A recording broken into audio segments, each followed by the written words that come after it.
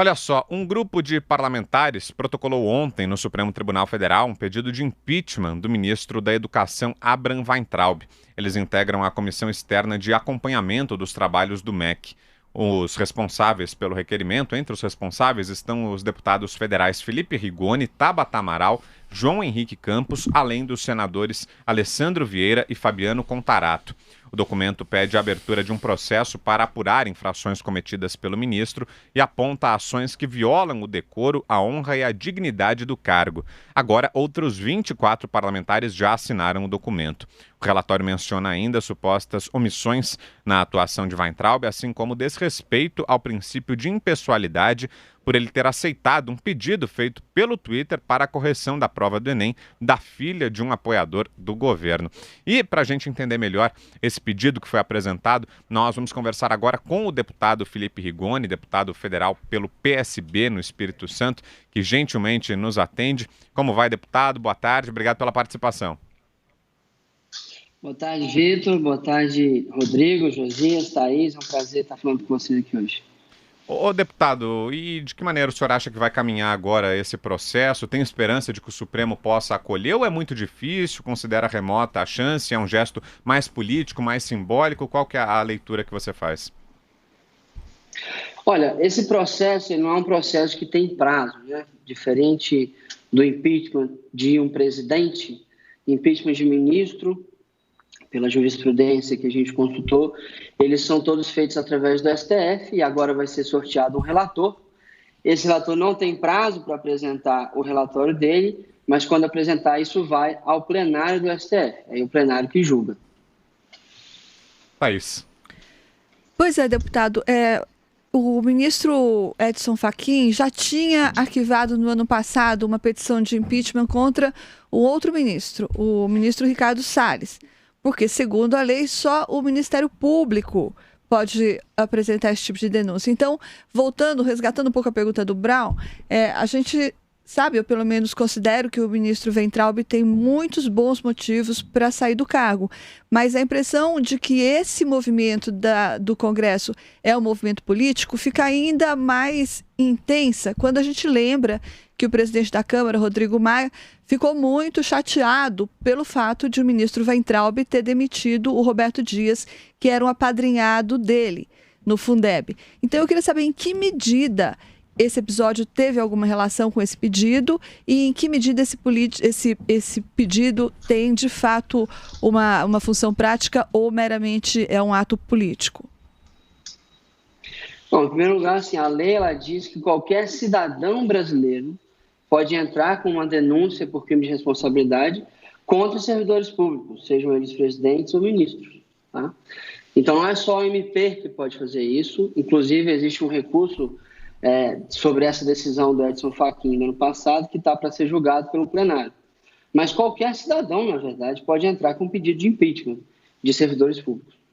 E esse fato não tem nada a ver com o fato que você mencionou, que possivelmente Rodrigo Maia está chateado por conta dessa demissão. Pelo contrário, assim, foi esses 5 parlamentares que foram citados no início, eu, Tabata, João, o senador Alessandro, o senador Fabiano Contarato, que iniciamos esse processo e decidimos, concluímos que temos provas e fatos suficientes para que ele incorra num crime de responsabilidade. Fala, Josias. Deputado, me parece que essa ação no Supremo, embora possa desgastar o ministro politicamente, parece improvável que ela resulte no afastamento dele na prática. Agora, o desgaste dele vem ocorrendo no Congresso. O Congresso está finalizando ali uma proposta para o Fundeb, por exemplo, aparentemente sem a participação do ministro Weintraub. Os senhores estão desligando o Weintraub da tomada? Ele que está se desligando da tomada, essa é a questão. Não é um movimento do parlamento de querer excluir qualquer ministro das ações. Tanto que, no caso da economia, por exemplo, o ministro Paulo Guedes foi sempre parceiro, mesmo com algumas confusões ao longo do processo, sempre parceiro do Congresso na aprovação da reforma da Previdência, na MP da Liberdade Econômica, etc. Agora, o ministro Weintraub, ele deliberadamente decidiu e declarou que vai apresentar um novo texto, o que vai contra toda a discussão que a gente tem feito ao redor do Fundeb, por exemplo, e ao redor de outros assuntos, né? Infelizmente, o ministro ele não tem demonstrado competência suficiente para ser ministro, e não só na questão do Fundeb, mas na questão da alfabetização. Ele perdeu, né, por omissão, por incompetência da gestão dele, R$1 bilhão que foram recuperados da corrupção pela Lava Jato, que não foram executados e não podem ser recuperados para a educação no ano passado. Esse dinheiro foi para o Tesouro e não volta mais para a educação. Isso é equivalente a 17 vezes o que a gente gastou com creches no ano passado, para vocês terem uma ideia. O senhor pode explicar melhor isso, deputado? Só 1/3 das crianças no Brasil tem acesso a creches. Deputado, eu só queria... Então, ele que está se desligando, essa que é a questão. Só para complementar, eu já ouvi essa história do 1 bilhão. O senhor poderia explicar como é que o ministro perde R$1 bilhão e isso evapora? O senhor pode explicar, dar mais detalhes sobre esse episódio? Exatamente como é que funciona. O que acontece? Quando você tem uma dotação orçamentária, seja ela ordinária ou extraordinária, ela precisa ser feita ao longo daquele ano, tá? E é um termo que é chamado de precisa ser empenhado, ou seja, você precisa ter um projeto e dizer exatamente qual é o projeto que será executado aquele dinheiro, tá? Se não tiver esse projeto, quando termina o ano, ou seja, quando vira de 31 de dezembro a 1º de janeiro, todo esse dinheiro que não foi empenhado volta para o Tesouro, tá? Então, esse R$1 bilhão foi exatamente isso que aconteceu. Ele chegou no Ministério da Educação, e foi uma luta grande para que esse 1 bilhão da Lava Jato fosse para a educação, e não teve projeto para ser realizado. E, gente, não faltam projetos para se fazer na educação. Com R$1 bilhão são 500 creches que a gente consegue construir em média, tá? Então, ele não teve projeto e, por consequência, esse dinheiro voltou para o Tesouro Nacional e serviu de compensação do déficit primário que a gente teve no ano passado. Constantino. Deputado, me desculpa, mas até aqui não há nenhuma grande acusação de um crime. Incompetência, desperdício de recurso, não gostar muito da linha do ministro, isso talvez seja banalizar o instrumento de pedido de impeachment. O Josias comentou de desgaste, outras perguntas levaram a entender que pode haver um interesse político mais do que a crença de fato no impeachment sendo aprovado, mas eu quero lhe perguntar outra coisa. O senhor não teme um efeito bumerangue disso? Eu, por exemplo, falo por conta própria. Eu não gosto do estilo do ministro, de forma alguma, apesar de concordar que existe um fator ideológico a ser combatido, mas eu não gostei desse pedido de impeachment e me dá vontade de defendê-lo. Você não teme que muitas pessoas se coloquem a favor do ministro, mesmo não gostando dele, por achar que é um abuso esse pedido? Olha, Rodrigo, abuso ou banalização da ferramenta do impeachment, eu tenho plena convicção de que não é. Porque o crime de responsabilidade, apesar do nome, ele na verdade é uma infração político-administrativa. É isso que está na lei do impeachment. Ele não é um crime comum, né, um crime penal, que a pessoa deve ser presa por conta disso. Ele é um crime essencialmente político, uma infração político-administrativa cometida por um servidor público. Deputado, eu estou usando como gancho o caso do Trump. É só porque, assim, me parece que o grande crime dele nesse sentido é ter uma linha ideológica diferente da de vocês.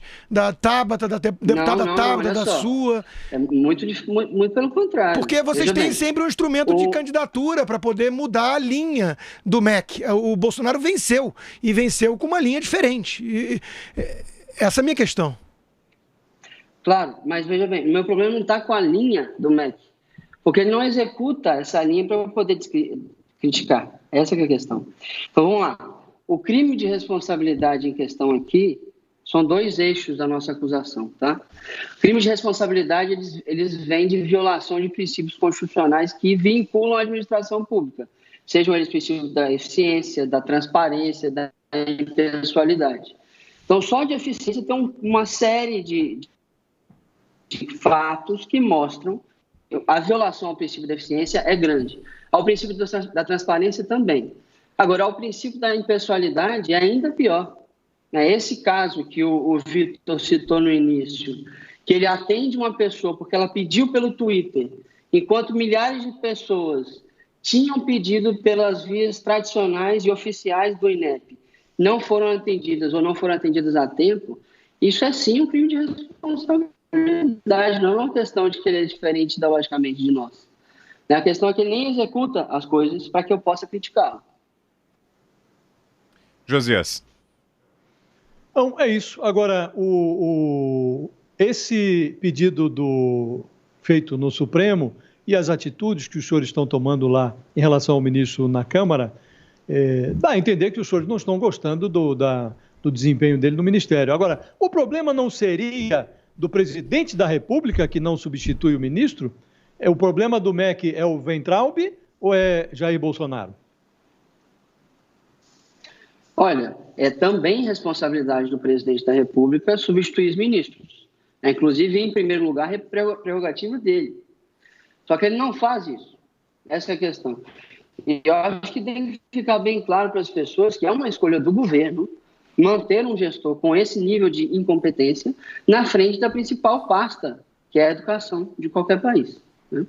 Agora, quando isso não é feito e existem sim evidências claras de crime de responsabilidade, é prerrogativa de qualquer cidadão pedir o impeachment. Ok, nós ouvimos aqui o deputado federal Felipe Rigoni, do PSB do Espírito Santo, falando sobre esse pedido apresentado pelo grupo de parlamentares pedindo o impeachment, a saída do cargo do ministro da Educação, Abraham Weintraub. Obrigado mais uma vez, viu, deputado? Sempre bom ouvi-lo aqui. Obrigado pela participação. Uma boa tarde. Vitor, muito obrigado. Só queria reforçar que, independente do que acontecer, nós vamos sempre estar aí de acordo com as evidências. E, neste caso, infelizmente, as evidências mostram crime de responsabilidade, além de que a gente já sabe, uma incompetência muito grande por parte do Ministério.